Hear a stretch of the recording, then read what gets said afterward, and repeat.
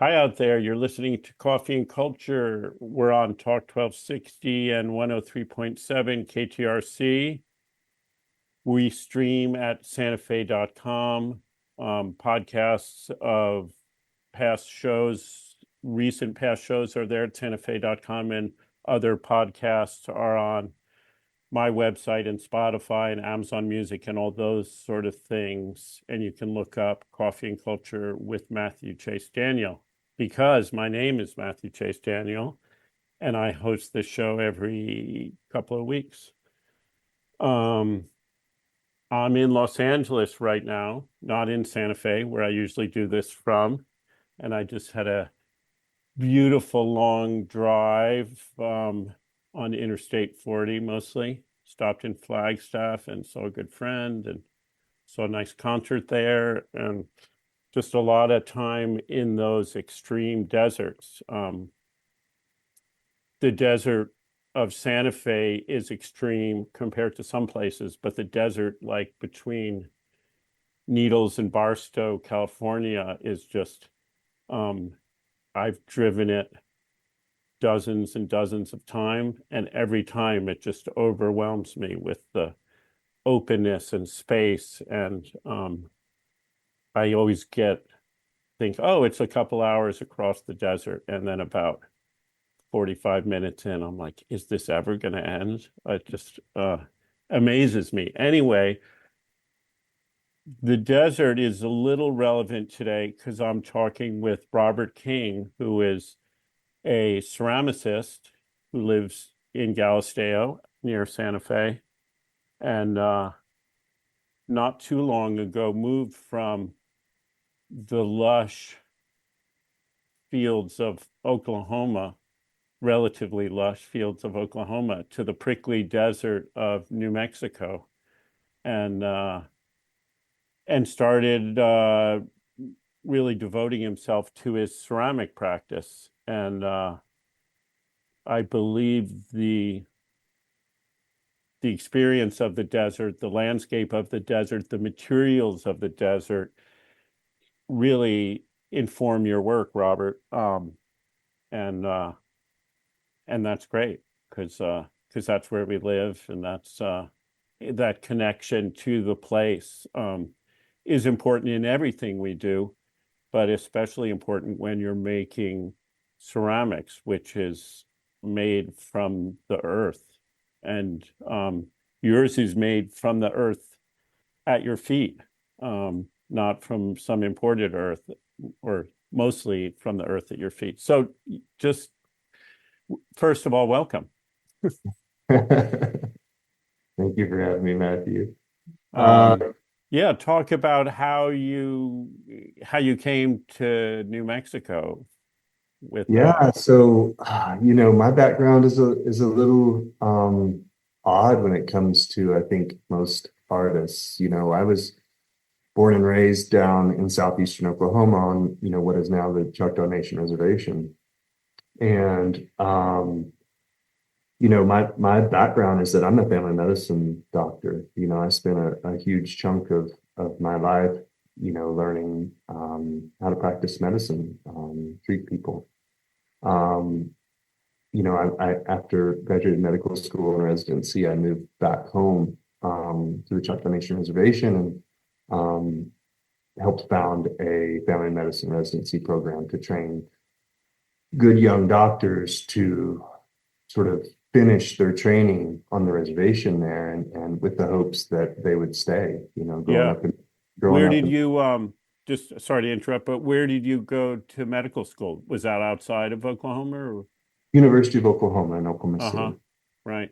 And so when you started that residency program to get people to come out there and stay and get embedded in the community rather than coming and going, as doctors often do in rural communities.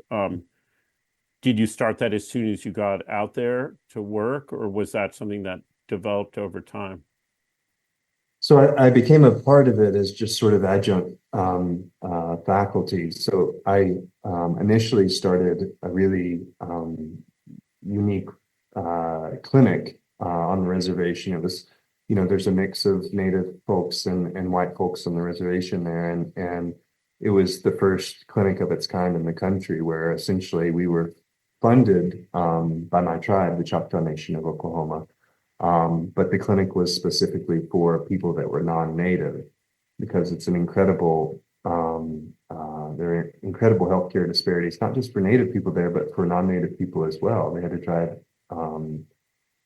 insane distances to get healthcare. And so that was a huge success. And I was training resident physicians there in my clinic when I was running that. And then just slowly, sort of over time, I began to have bigger and bigger involvement in the residency program, and then took over the program eventually and ran it for several years. Mm-hmm.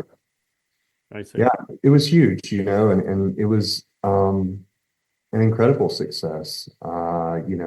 Somewhere on the order of 70% of those folks that we graduated stayed and practiced on the Choctaw Nation reservation, which is pretty insane. It really shored up a lot of the healthcare disparities that we were facing, those same disparities that I grew up in, accessing healthcare as a child and adolescent and then young adult. Right. And we trained them to practice in culturally appropriate ways. And we had lots of Indigenous people going through our residency program. It became a pool from people graduating medical school all over the country to come train on the reservation and provide that care. And so, yeah, we were lucky enough to keep a lot of those folks where, children going to the doctor, then look across the table and see somebody that immediately they feel at least some level of comfort, at least they're speaking the same language. Yeah, that's important. I have my friend who I was visiting in Flagstaff yesterday is Chip Thomas, who's a African American doctor, grew up in North Carolina, went out to the rural clinic on the Navajo reservation, Navajo Nation, to practice to pay off his student debt to the government. He had to do 2 years, and he stayed for 38 years, and liked it, and just became embedded in that community, and really important. And I just through him have understood a little bit of the importance of medicine in rural communities. And I think that's gotten harder and harder all over the country with hospitals closing. And yeah, but Matthew, there came a time, sort of, it's all set up, it's running, it's still running to this day. Today, we're seeing patients in that program, and they're doing whatever, taking care of our people. Where it was time for me to move along, and I feel in many ways that, this sort of a big chunk of this first half of my life was in service to others, and that there are parts of me that I want to now show the world, particularly some of the more contemplative or maybe even softer sides of me, certainly more creative sides of me. So yeah, about, I guess, 3 or 4 years ago, decided, I've loved this area forever, and decided it was time. I was already doing ceramics, but decided it was time to deepen my ceramics practice. And where better to do that than Santa Fe, New Mexico, Yeah, that's a brave shift. Yeah. Did it You know, feel brave or no? no, not so much. My body just told me to do that. I really, I just couldn't do it anymore. And medicine isn't a thing where you should be doing it if you're not all in. You know what I Yeah. mean? And so, you know, um, I just decided to kind of, do the ceramics thing. Really, I moved to part-time medicine, and I was doing part-time medicine, part-time ceramics, and then there came a point where it's like I just really, I was trying to squeeze in medicine where it would fit, and it just wasn't fitting in my life anymore as far as where kind of my career was going. And so, saw my last patient September of last year. So, Wow. yeah, Congratulations. full-time ceramics after that. Thank you. Yeah, that's good. That's not the usual, I don't know if there is a usual path into being working as an artist full time, but if there is a usual one, that's not it. So, Yeah. um, I think it felt, congratulations for finding that. thank you.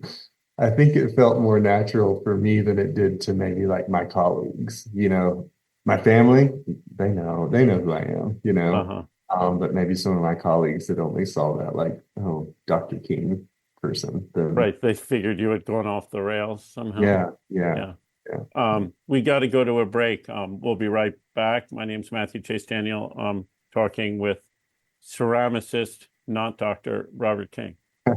We'll be right back.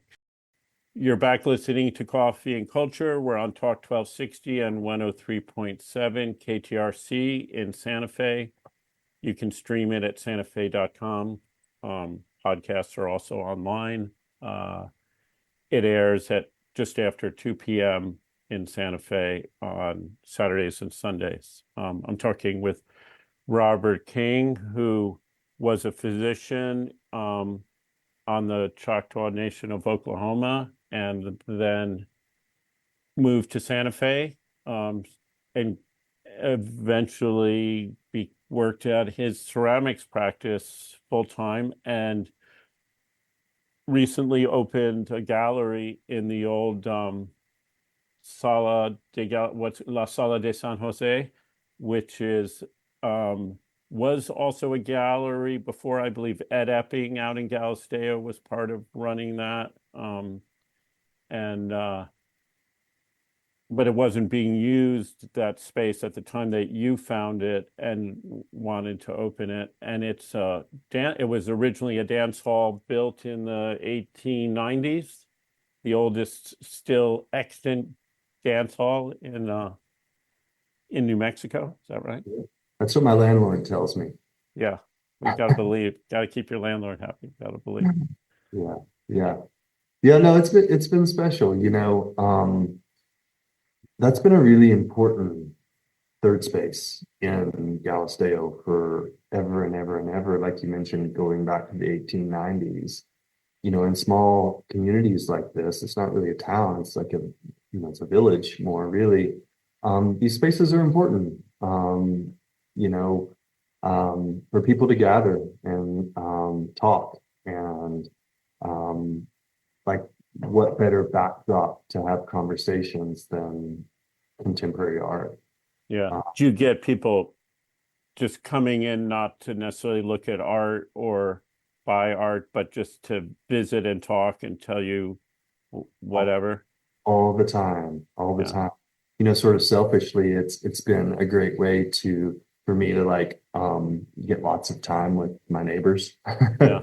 Yeah. uh, the first 2 weeks we just opened April 1st, and so the first 2 weeks that we opened, I didn't really advertise the opening. I just put the open sign out front and just waited to see who came in. And that was a really special time for this space, for people in the community to come in and see it again, to see the space open and to tell me stories. Oh, my grandfather got married on that stage.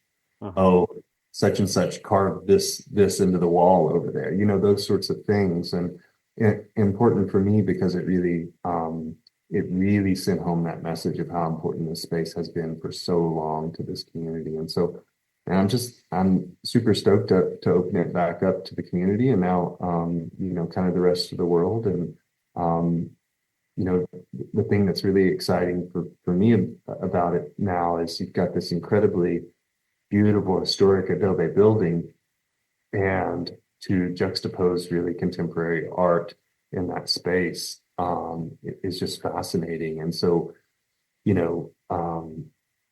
kind of the space, the brain space I'm in right now is seeing what the building can hold and seeing how the actual structure changes. And when you put different contemporary art inside of it, it's really beautiful and fascinating to me. Yeah. Well, and the building is made out of the clay of Galisteo, as Yeah, is your artwork. So that yeah. seems you're not allowed to put your art in a frame stucco house. That's right. That's right. It's not lost on me that the mud on the outside is essentially the mud on the inside, that's important, and you were talking earlier kind of about my transition from Oklahoma to here. And that was actually a pretty challenging transition. And in some ways, I'm probably still in that transition. From southeastern Oklahoma, that area kind of looks like the Ozark Mountains. It's sort of densely forested, lush, green, rolling hills and low mountains. And to move to this place, which I've adored for years, but never tried to live here, that was pretty challenging. Everything's trying to stick you and poke you, and the wind feels like it's trying to blow you away. And so using these materials that I'm using, digging in literally to some of the native clays here and some of the rocks and minerals and sand and wood ash that I use in my work was a way of connecting with this new place. Yeah. And I think sort of softened that blow in many ways, because Yeah. now if I go for a hike, I see the materials that I use, and it's like, hello, cousin, how are you? Instead Yeah. of That's great. When I moved to New Mexico, I grew up in New England, in Connecticut and Massachusetts, and then lived in California and France, both briefly. And getting to New Mexico, which is now 30 something years ago, I had a similar experience of just feeling exposed. Like the sky was huge and the wind was huge and the sun was huge, and you could see, for dozens of miles in every direction. And I just felt like, I need a little canyon, a little cave, a little somewhere to hide and tuck in for a while. And it took a lot of years to feel at home in that landscape. And now when I go back and see family in New England, I feel like an ant in the bottom of a field of grass. And I'm like, when do I get driving or something? I'm like, when do I get over a hill and can see out and figure out where I am? Because I'm lost in this little maze. There's almost something about like pulling all that stuff away. Like you adjust, like, for somebody that cares a lot about color, for instance, like I'll look out from my front door and I'll see like 12 shades of green. you know, Back home, it's almost you're so enveloped in it where it's just green, Right. and you don't really tease all those things out. And so, yeah, I find myself doing that a lot. Yeah. That's, I guess, where the phrase, you can't see the forest for the trees, comes from, right? Can't see the greens because there's so much green. Um, so is there a Choctaw tradition of ceramics, of pottery? Yeah, so it's unfortunately a lot of it was lost. Uh-huh. You know, my people were in Mississippi before forced relocation, and so they were making kind of just mud pots, and Hmm. they last a few seasons and then break, or they would, whatever, and they would make more. They weren't really, pots made to endure many seasons, and certainly not pots made to endure the Trail of Tears. So those that weren't left behind were broken on the Trail of Tears. There are a few pots still around, but I mean, it's just a handful, and it's always interesting to revisit those motifs because, a lot of them have like water motifs and things like that on them, of course, referencing Mississippi. Um, yeah, so there was a tradition that you move a people, that far into a completely, unknown place, and um, uh, it's hard to kind of continue a lot of those traditions. I am excited though, because there's been a bit of a resurgence in my tribe of ceramics. There are classes where people are sort of learning how to use native clays and things like that to sort of revive that tradition. Obviously it's sad to think about that sort of stuff. Sure.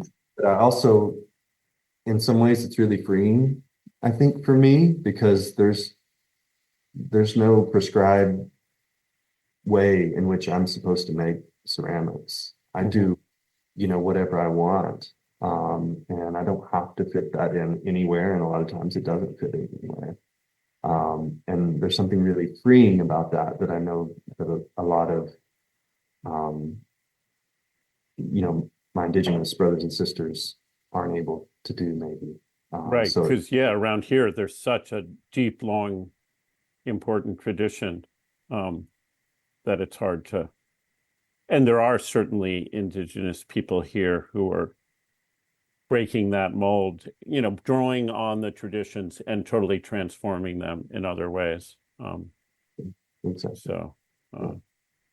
uh, And um, there's a lot of fun to that, is using these materials, these quote unquote wild materials. I hate that word wild, but these materials that were used in pottery. If you come across the sherds everywhere here where I live in Galisteo, and to look at that clay and say, I know that clay, you yeah, know. we got to go to another break, but we'll be right back. You're back listening to Coffee and Culture. I'm talking to Robert King, who is a ceramicist living in Galisteo, originally from Oklahoma, Choctaw Nation. Um, so we were talking just before the break a bit about what you were calling wild materials, and so I was, I'm a little bit familiar with your work, and I'm a little bit, I looked some stuff up online about how you work, and you didn't go to art school, you don't have a MFA, you became impassioned and obsessed with learning how to make stuff, and you watched a lot of videos on YouTube and you read a lot of books, but you're collecting it's an unusual way in that you're not just going to the pottery supply store and buying these glazes and these clays and seeing what this is cone 6 and this is cone '06 and figuring it out there. You're more digging clay that you find around your home and in the arroyo, and decomposed granite that you're grinding up and using to cover surfaces and fire in. How is that? That seems like very complicated, because like things explode in kilns and things melt in kilns and destroy kilns, and uh, you know so I imagine there's a huge amount of experimentation, and you're gaining some knowledge from people who have come before you and figured out these things and labeled them these other ways, but you're also just picking stuff up and seeing what it'll do. And so I guess there's some sort of scientific process in it as well as a creative process, and in a way that makes me think of this sort of logical scientific process in be working as a physician and Yeah. diagnosing disease. And It's is really interesting because it is almost, it's like a microcosm for how my brain works. There's this really creative side, but there's also this really intense scientific side. I have a need, and maybe this is part of why I'm still so incredibly in love with making ceramics, is I have a need for almost endless experimentation.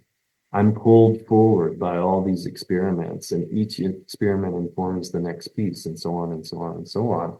But again, I get to sort of incorporate this really creative side of me that maybe the world hasn't seen yet. And so it just feels really natural and really right. But yeah, I'm really hard on kilns. yeah, it's not till you push it beyond what it can do, a clay body or something, that you know what it can do, Yeah, right? and I do it on purpose a lot of times. I'm pulled forward a lot of times by what maybe in the early stages I view as a failure, or maybe the world would view as a failure, a piece melts or whatever. And then I'll use that. I'll put that in my bag and say, I know this clay will melt in this way at this temperature under these circumstances. Maybe I can use that. Right. Um, There's so much in a lot of ceramic work, and you see this in all different ceramic work, including what you see from the Pueblos here, this super fine, super clean, even thin walled pottery, amazing surface design, the most intricate geometric thing that you I can't imagine how you lay that out or paint that on or make those pieces. So there's this drive to that, I think, in the world of ceramics, not universally, but it's a huge part to make things not look manufactured, but look really clean, because clay has this amazing ability to transform from mud to glass Mhm. almost, and I don't see that in your work, and I find it really interesting and refreshing. And part of what is that what I see is you are embracing um, this roughness and this rawness and these textures, very heavily textured things and drippy things and things that feel like maybe they got dug out of the earth the way they are, that they're not obviously so highly crafted, even though obviously they are. There is a lot of controlling craft to make them. I'm not saying there's not, but in a way, they leave space for us as a audience, as a viewer, as a collector, whatever you want to call the person who looks at it,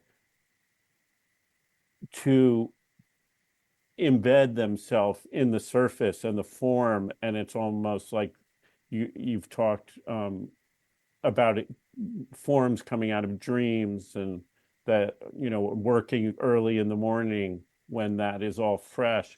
And there's something in your work that invokes that sort of these almost archetypes, and roughness and rawness and earthiness. Is that? Yeah, I think I'm really interested in, I don't want to make a facsimile of the view when I look out my front door. I want to capture the essence of that, but also sort of, you know, where do I fit in all of this? There's a reason why my ceramics are vessels. They're empty. They could hold something if they wanted to, whether they do or not. There's a potential there to hold something. And I think that's sort of the human reference in all of this. Mm-hmm. It's that sort of navigating, um, what is my existence in this place now? But yeah, I think when I'm making my best work, it sort of has that that timeless, that feeling, as you said, that maybe it was dug up somewhere. And again, um, I want to stop short of intentionality on that, but just let the materials be what they are. And they tend to guide you in that direction. Yeah, it seems like by working with, materials that you collect and your own experimentation and your own sort of unschooled approach to it, that roughness and foundness, something you could have dug up, doesn't feel at all contrived. Some art you see and it's like, you know, faux naive art, like someone trying who's very schooled in art making something that looks like folk art, and sometimes that rubs me the wrong way. But these, I don't get that at all. It's like, oh, this guy is like just going out there and digging up some earth and figuring out what it can do. And um, they look both very, very solid and very fragile at the same time. And like, I saw you at somebody's house the other day, and there were some of your works around, and I was like, "Ooh, I want to touch it, but I'm afraid to." And there's a great sort of balance to that. I Well, really appreciate that. and I thought that was really interesting the way you phrased that. So, what did you say? So fragile and what? Well, So both, solid, but so yeah, fragile. solid and fragile. Yeah, Yeah, it feels like a big chunk of stone, yeah, but you feel like if you touch it, it could just crumble away. It feels very ephemeral too. yeah. And that's, that again, it's really hard for me to like tease out like, what part of this is somehow inspired by medicine, what part of this is somehow inspired by indigeneity. But I do think there's something about that solidness and fragility, as you said, that is inspired by that witnessing of human bodies and human conditions and things like that. incredibly interested in that sort of like juxtaposition of how humans are so at the same time fragile, but also durable. Yeah. Yeah. And heavy. I mean, when my father died, moving him, he lived in a little apartment and we had to move him down an elevator when the coroner or someone came from the funeral home to haul him away and put him on a stretcher. And my brother and I helped him, and the elevator was too small to fit the stretcher. And so we had to sort of lift the whole thing and tilt it up. And I was just like, oh my God, this weight is just so intense from a person who not, who a month before had been walking around, weightless in a way. It's Yeah. kind of fascinating. Yeah, and I've had that experience where maybe someone has died and they were a younger person, seemingly healthy or whatever, and you think, how could this be? This looks so durable. How could this be? And then sometimes, on the contrary, on the flip side, you see, someone out walking around. You think, gosh, how fragile of a human they are, but they're still walking around. These things are fascinating. Yeah.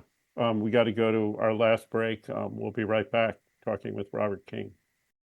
You're back listening to Coffee and Culture, Talk 1260, 103.7 KTRC, streaming at santafe.com, podcast, look up Coffee and Culture with Matthew Chase Daniel on your favorite podcast platform.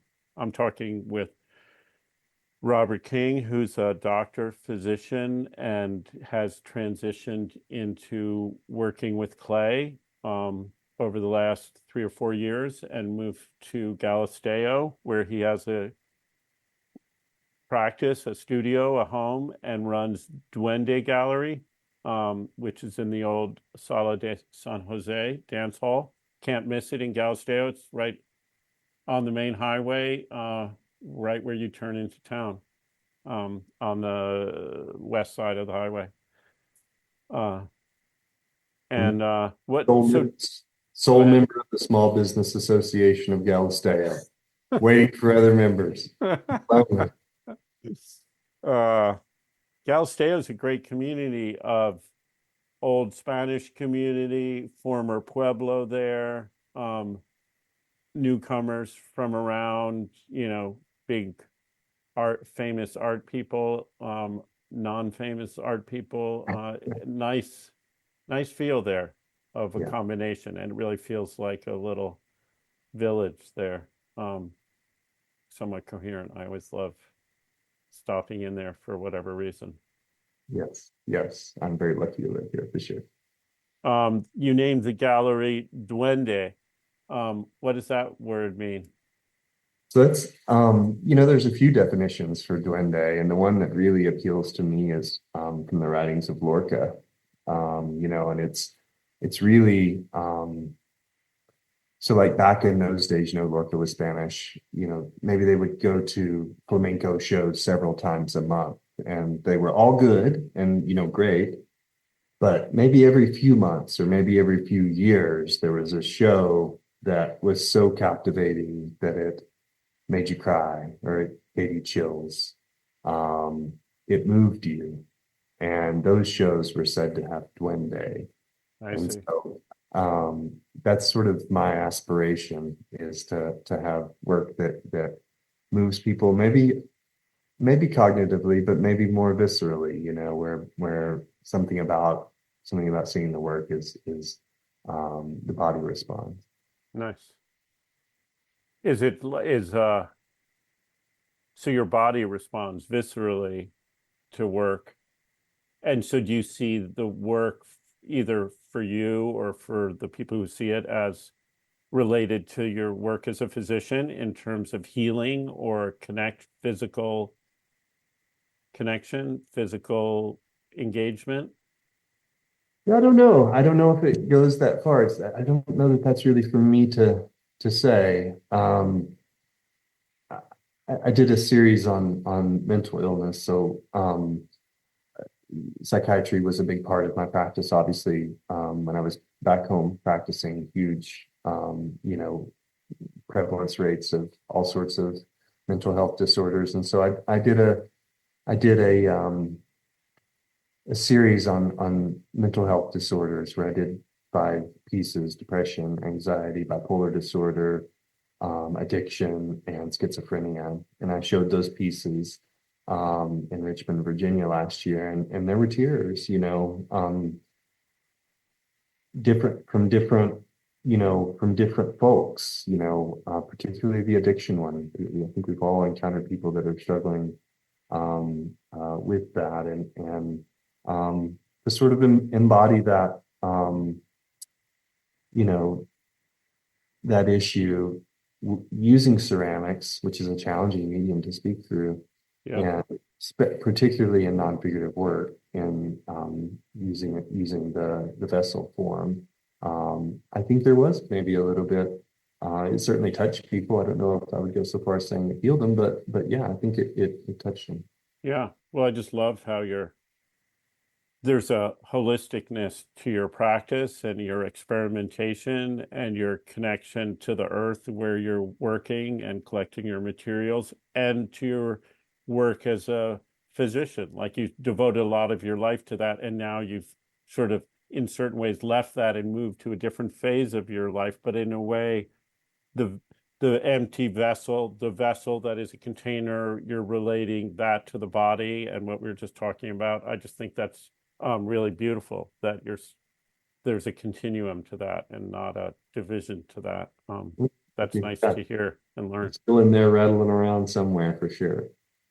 So I want to talk a little bit about the gallery, and you have an opening coming up on October 5th, which you co-curated with Jamie Harrell, called Tabula Rasa, and it's your work, but also other people's work. So tell me a little about that.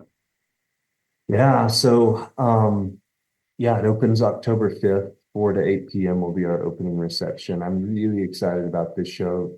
Um, First of all, I'm not only do I do ceramics, I'm a lover of ceramics. And with me in this show are 4 of my favorite ceramic artists on the planet. Um, this show, Tabula Rasa, of course, is kind of an old Latin term for blank slate, essentially. And so the show is really a show about process. We've talked a lot about process already here today, and I'm fascinated by process, and it's sort of highlighting the fact that we all start with this sort of highly malleable, formless, amorphous blob of clay, and then take it in all of these really disparate ways to reach our destination, which is the work that's so characteristic of our individual styles. And so to kind of lean into that, like, how does it get from lump of clay to, you know, 6 foot in diameter wall piece, or incredible statue of dog or foot? What's happening in here, and particularly when it comes to surfaces and colors and things like that. And so really leaning into that idea is exciting for me. And I'm excited to highlight these other artists. We have, in addition to me, Bree Rouet, she's local. She's lives outside Cerrillos. Ralph Scala, who lives between Galisteo and Santa Fe. And then 2 other artists that aren't local, but have spent a lot of time in this area, both heavily involved with Anderson Ranch. Sam Harvey, and multimedia artist JJ Pete. I'm just excited. Our first show sort of really leaned into the idea of quiet space, of reverence, of almost sort of a Zen thing. And this show will be disruptive of that idea. It's going to be fun. It's sort of challenging this historic, beautiful adobe building, with original hardwood floors and cracks in the plastered adobe walls. Like, what can this hold? And how is it going to respond to this contemporary work? So yeah, I'm super, super excited about this Are show. there um are there regular gallery hours, or is it by appointment, or how do people, if people want to come out, what's the plan. Yeah, if you can't join us on October 5th for the opening reception, which you absolutely should, it's going to be super fun. And we'll have some special surprises for only that night. But if you can't do that, then we're open Thursday through Sunday, noon to 6 p.m. And we do special appointments as well. You can just reach out to me through my website, duendegallery.net. Right. And you can also follow along with the gallery at Duende, Duende .gallery.galisteo. That's on Instagram, and or my work at duende.ceramics. Great. Wonderful. We ran out of time. We could talk for another hour, but No. we will. We'll continue this. And I'm going to be out of town for your opening on the October 5th, but I encourage everyone who's listening to this to go out there to Galisteo. Those web addresses, you can find out more. You can just also, if you didn't write that down, Duende, Dunde, ceramic, Galisteo, you'll find it. It comes up at the top of the page. So thank you so much, Robert. Really appreciate Thank the you, man. time. Yeah, I enjoyed this. Let's do it again sometime soon.